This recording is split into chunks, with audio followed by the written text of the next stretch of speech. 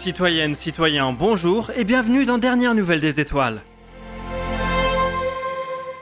Aujourd'hui, nous allons nous émerveiller sur la nature incroyable des trous noirs supermassifs.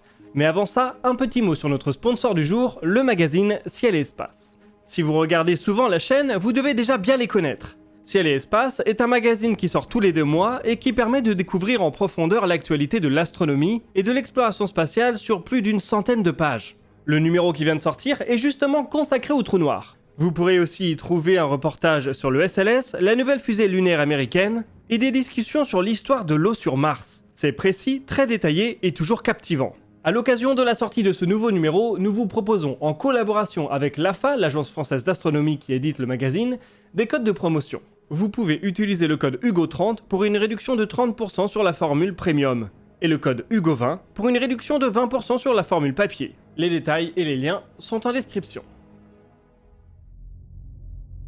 Au centre de la Voie lactée se trouve un trou noir de 4 millions de masses solaires, Sagittarius A étoile. La collaboration Event Horizon Telescope a même pu nous donner un aperçu de son environnement immédiat il y a quelques semaines. Malgré sa masse impressionnante, c'est un trou noir supermassif plutôt calme. Il semble dévorer l'équivalent d'une masse solaire tous les quelques milliers d'années.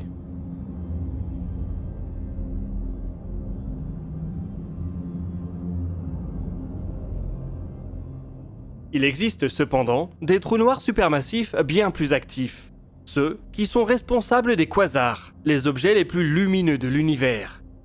Ils peuvent atteindre des milliards de masses solaires et grandissent bien plus vite que Sagittarius A étoile. C'est ainsi leur disque d'accrétion qui leur permet de briller aussi fort.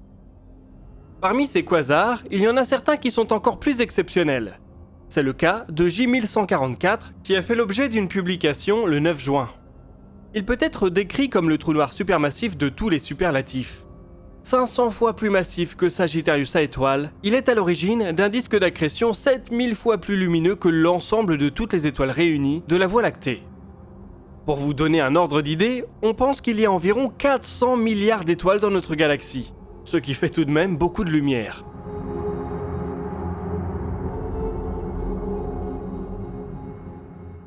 Ce disque d'accrétion ultra-lumineux est synonyme d'une croissance effrénée. Le trou noir supermassif de J1144 engloutirait ainsi l'équivalent de la masse de la Terre à chaque seconde. C'est un monstre qui pourrait faire tenir tout le système solaire entre les bords de son horizon des événements. L'équipe responsable de sa découverte est assez confiante dans le fait qu'on ne trouvera pas de quasar plus actif dans l'univers observable. Celui-ci tient fermement le haut du panier. Il a donc été l'objet le plus lumineux de l'univers observable au cours des 9 derniers milliards d'années. Et il sera dorénavant intéressant de comprendre pourquoi. Il y a de toute évidence, au sein de la galaxie qui lui sert d'hôte, des conditions qui ont amené à une grande quantité de matière à proximité du trou noir supermassif.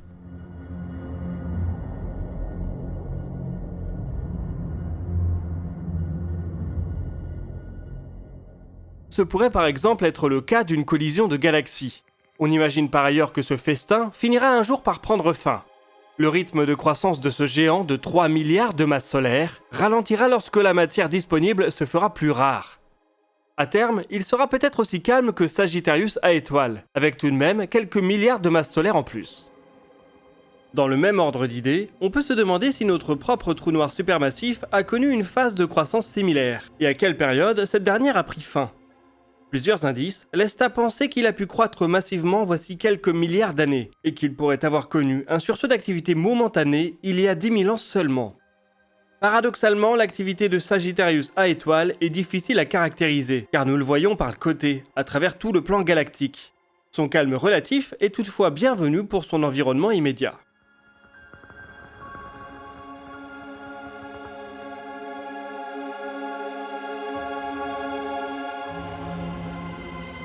Allez, retour dans le système solaire, du côté de Mars, où des missions de retour d'échantillons se préparent. D'ici le début des années 2030, 3 d'entre elles devraient avoir lieu.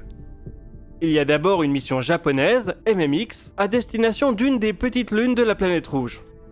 2 missions, l'une euro-américaine et l'autre chinoise, tenteront par la suite de ramener un bout de la surface martienne sur Terre. La collaboration entre la NASA et l'ESA est déjà relativement bien établie, et son premier élément est déjà sur Mars. C'est le rover Perseverance. Il va collecter des échantillons qu'il devra confier à un rover européen d'ici quelques années. Ce dernier ramènera la précieuse cargaison jusqu'à une mini-fusée qui les propulsera en orbite. Un vaisseau se chargera alors de les récupérer pour les ramener sur Terre. Si tout se déroule bien, cet ambitieux programme pourrait déboucher au début des années 2030.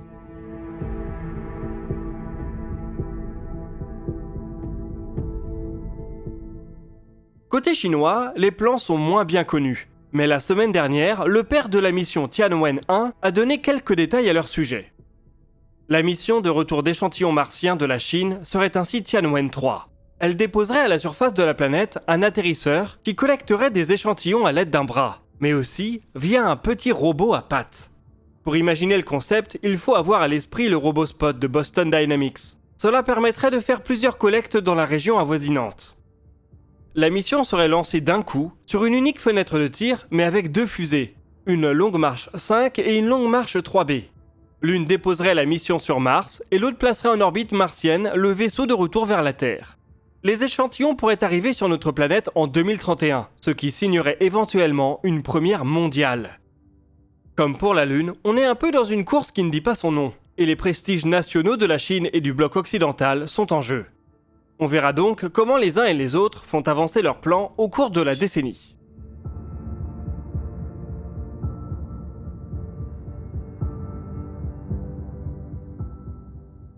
L'autre course qui ne dit pas son nom, c'est celle qui concerne le retour des humains sur la Lune. De ce côté-ci, les États-Unis ont déjà un plan bien établi, qui s'articule notamment autour de la nouvelle fusée SLS. Encore une fois, je vous renvoie au dernier numéro de Ciel et Espace pour un article la concernant. Un essai crucial du système a normalement eu lieu hier. Cette vidéo étant écrite juste avant, je ne peux pas vous communiquer le résultat, mais on peut se retrouver dans les commentaires pour en discuter.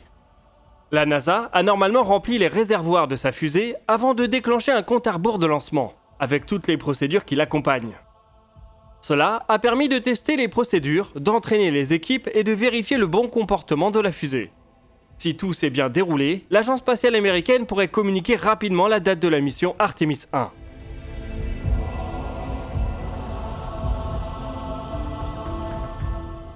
Elle pourrait aussi choisir de répéter la manœuvre pendant l'été, jusqu'à arriver à un résultat complètement satisfaisant.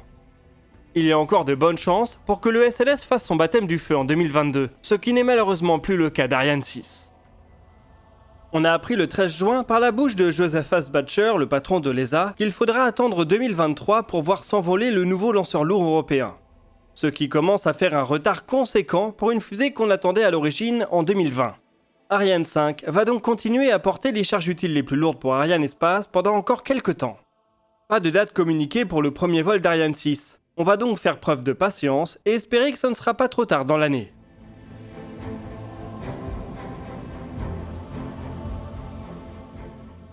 La bonne nouvelle, c'est que Vega C, la nouvelle version du lanceur léger d'Avio, devrait-elle voler cette année. Comme elle partage un élément avec Ariane 6, le booster P120, ce sera l'occasion de tester indirectement une partie de cette dernière. D'ici 1 ou 2 ans, Vega C pourra emporter la navette Space Rider, ce qui permettra à l'Europe de bénéficier enfin d'une capacité de retour d'orbite.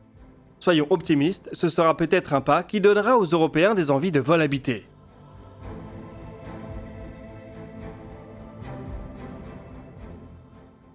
De ce côté, c'est encore une fois aux États-Unis que les choses bougent. Après son vol de démonstration à vide, le vaisseau CST-100 Starliner de Boeing s'apprête à accueillir son premier équipage. La NASA a annoncé que Sonny Williams et Butch Wilmore seront les premiers à emprunter le vaisseau, probablement autour de la fin d'année. Ils partiront pour une mission de 2 semaines à destination de l'ISS. Si cette dernière se déroule sans anicroche, le Starliner pourra commencer à remplir son contrat opérationnel aux côtés du Crew Dragon. Et c'est justement avec SpaceX qu'on va finir ce DNDE. Voilà des mois et des mois qu'on l'attendait. La FAA a enfin bouclé son évaluation d'impact environnemental du Starship. Elle rend un avis favorable au projet, à condition que SpaceX accepte de remplir quelques conditions. Voilà une bonne étape de passé en vue du premier vol du vaisseau géant de SpaceX. Toujours fidèle à lui-même, Elon Musk a annoncé qu'un premier vaisseau serait prêt pour les essais le mois prochain. Comme d'habitude avec le bonhomme, il vaut mieux tempérer son optimisme et espérer qu'on verra le vaisseau voler d'ici la fin de l'année, ce qui serait déjà un exploit. D'ici là, la Falcon 9 continue d'accomplir un travail remarquable. Entre le 17 et le 19 juin, SpaceX a pu lancer sa fusée à 3 reprises, en l'espace de 36 heures. Comme quoi, si on leur donne quelques années de battement, les prévisions folles d'Elon Musk arrivent parfois à terme. Alors qu'on arrive mi-2022, SpaceX a déjà réalisé 26 lancements sur l'année. Cette cadence folle pourrait ainsi permettre d'arriver à la moyenne d'un lancement par semaine pour la Falcon 9. Ce qui représentait il y a encore 15-20 ans la totalité de l'activité orbitale de la planète. SpaceX continue donc d'enfoncer les clous et on espère que le Starship sera voué au même succès.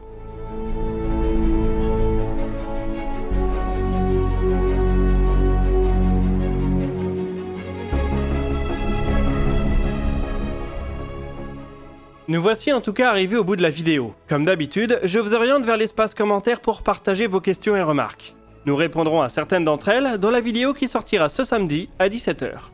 Vous pouvez consulter la description pour des liens vers nos sources, nos podcasts et nos réseaux sociaux. Nous, on se donne rendez-vous jeudi soir pour un nouveau dossier de l'espace, et d'ici là, citoyennes, citoyens, portez-vous bien.